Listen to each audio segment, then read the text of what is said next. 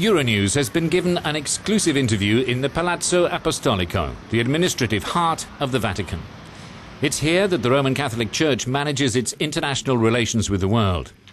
Cardinal Tarcisio Bertone, the Secretary of State at the Vatican, is the right-hand man to Pope Benedict. We're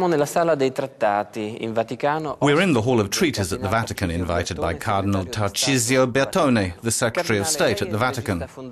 Cardinal, you're the main organizer of the Vatican's policies. Over the summer, some progress was made with democracy in Cuba, and the nominations of bishops in China has started again. What are the next objectives? Quali sono I prossimi obiettivi? Noi accompagniamo anche come Chiesa questo sviluppo della nazione cubana. We're following developments in the Cuban nation and also new perspectives, not only in that region but the world over. Per quanto riguarda la CIDA, regarding China, we're following the problems of the Christian community in China along the lines laid out by Pope Benedict XVI in his famous letter to Chinese Catholics on the 27th of May 2007. La famosa lettera ai cattolici in Cina del 27 maggio 2007. Abbiamo altre aree di We're also looking closely and intensely at other regions of the world. Passione e intensità. I'd really like to talk about the Middle East and the initiative of the next synod, which will take place on October the 10th. Iniziativa del prossimo sinodo sul Medio Oriente, che inizierà proprio il 10 ottobre prossimo, è un'iniziativa di grande respiro che vede radunare. It's a very broad initiative that brings together bishops representing the episcopacies of local churches and also non-Catholic representatives from all countries of the Middle East, and Muslim representatives who will come to present their viewpoints. It's part of our ongoing commitment. A presentare il loro punto di vista, e quindi questa è una prospettiva di impegno. Il Papa sta iniziando. The Pope is beginning a visit to Great Britain. How will he speak to the spiritual representatives of the Anglican Church? Spirituali della Chiesa anglicana. C'è un grande rispetto per la tradizione anglicana. There's a great respect for Anglican traditions, which fit in completely with Catholicism. Il dialogo The ecumenical dialogue between the Catholic and Anglican churches will continue, and we'll renew the members of the Bilateral Commission to continue the central themes of the ecumenical dialogue. Sui vari temi centrali del dialogo ecumenico. Come definirebbe? How would you define relations between the Vatican and the United Kingdom? During his election campaign, the Prime Minister David Cameron clearly distanced himself from the Catholic Church on issues like contraception and homosexuality. Sulla contraccezione e l'omosessualità nei confronti della Chiesa Cattolica. Sì, naturalmente questi temi, se tocchiamo I temi della contraccezione. Obviously, if one tackles the themes of contraception, sexuality, biotechnology, etc., scottanti sono temi in cui la Chiesa. These are burning issues on which the Church, which is dedicated to humanity, maintains very solid positions. But more than that, it has to be said that this trip to Great Britain is the first state visit. The first? The first state visit, and so it has a political element. Through diplomatic consultations, there's a whole series of collaborations for the integral development of human relations to enrich people. For example, for the reduction of international debt during the Jubilee year.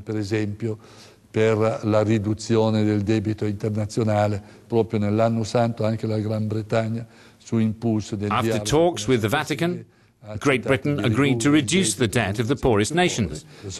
These are all things we can discuss through political dialogue to work together and get concrete results. The worst unhappiness has been left out. How can you explain the exclusion from the priesthood of candidates who declare their homosexuality? The Catechism of the Catholic Church clearly states that homosexual acts are intrinsically out of step and not normal. Even if this tendency is experienced as a great suffering by many people, like an ordeal. Homosexuals should be treated with respect.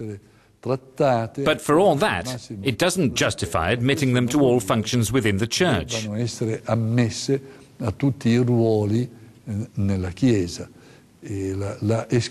This exclusion, you could equally quote the example of the exclusion of women from the priesthood. But this exclusion does not prevent their inclusion in many other activities and roles. In tante altre attività e in tanti altri ruoli. La Chiesa da anni chiede perdono per le donne. For years, the Church has apologized to women and to Jews for schisms. But how can the Church hope to recover the complete confidence of the world? There's still a feeling that the Church and the rest of the world, the rest of humanity, are working to a different rhythm. And because of that mismatch, it has to say sorry. Why? Della società, e per questo si debba chiedere perdono. Come mai? Right now, you have to remember that the development of society was promoted and produced by the Church. È stato promosso e prodotto dalla Chiesa. The development of civilization has been forged by the Church. You could think of everything done by the monks in the Middle Ages. They brought civilization to Europe, including England, begun by the monks sent by Pope Gregory, the first being St. Augustine. I must say that the Church is saying sorry for the sins of its sons. But we would really like to see other states and other groups of people have the courage to say sorry for the evil that they have caused throughout history. Ma se esiste un punto di equilibrio tra la religione. But there's a balancing act between religion and politics. Si può conciliare. How can you reconcile the demands of starving migrants who come here and the demands of the rich countries which are going to send them home, to reject them? Invece di rimandarli nei loro paesi. That's another problem. The Church has already spoken on the question of legally welcoming migrants.